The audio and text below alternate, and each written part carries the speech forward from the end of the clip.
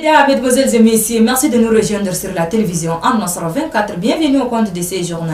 La hausse des prix des denrées alimentaires a fait l'objet d'une réunion ce 23 mars 2022 à la primature. C'est le Premier ministre des Transitions, Payemi Padaki Albert, qui a présidé ces assises. L'objectif de cette réunion est de passer au point fin la question de la hausse des prix des denrées alimentaires. On fait le point avec nos confrères de la télévision nationale. Depuis quelques jours, l'on assiste à une flambée vertigineuse des prix des denrées alimentaires sur les différents marchés de la capitale. Cette hausse des prix se fait déjà sentir sur le panier de la ménagère. La présente réunion, présidée par le chef du gouvernement de transition, Payemi Padaki Albert, vise donc à échanger avec les différents acteurs, à savoir les opérateurs économiques, les responsables des syndicats, des commerçants, les consommateurs ainsi que les ministères concernés pour qu'une solution soit trouvée à cette question.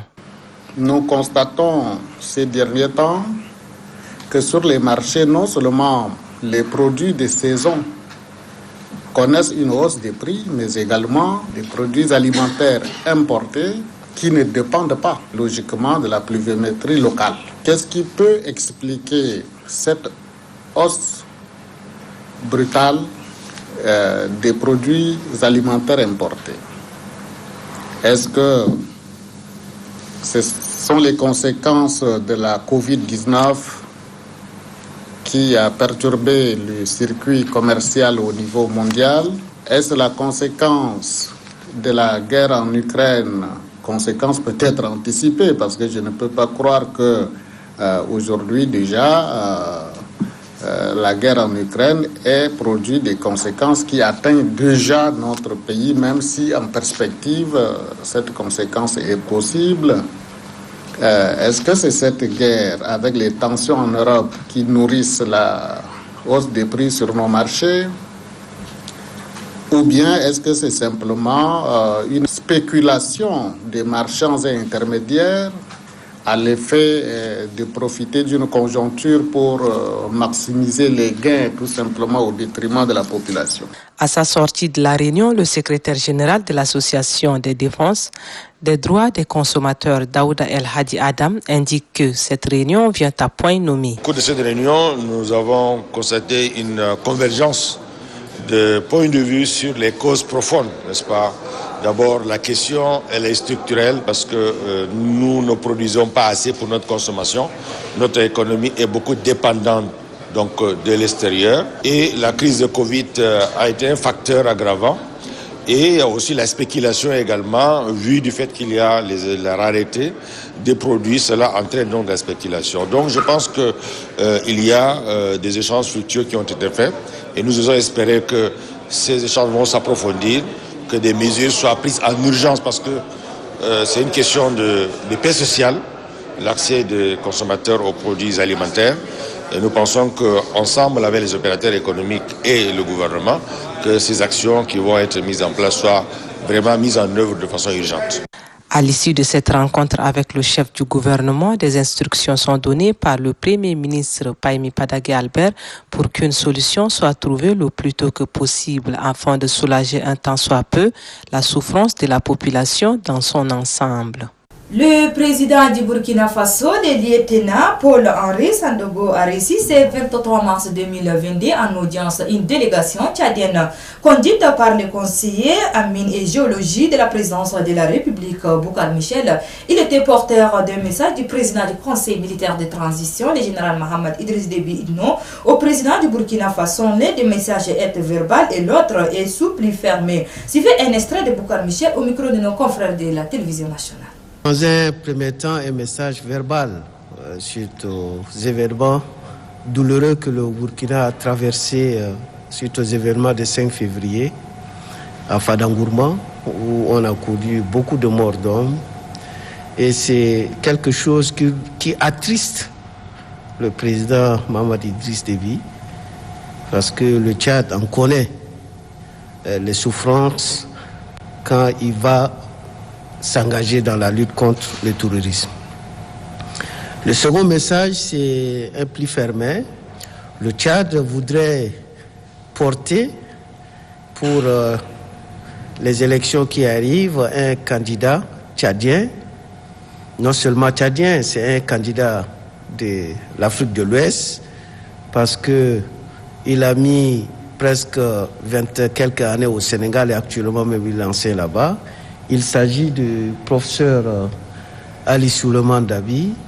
C'est un professeur titulaire en mathématiques et spécialisé en probabilité et statistique, un professeur de classe exceptionnelle.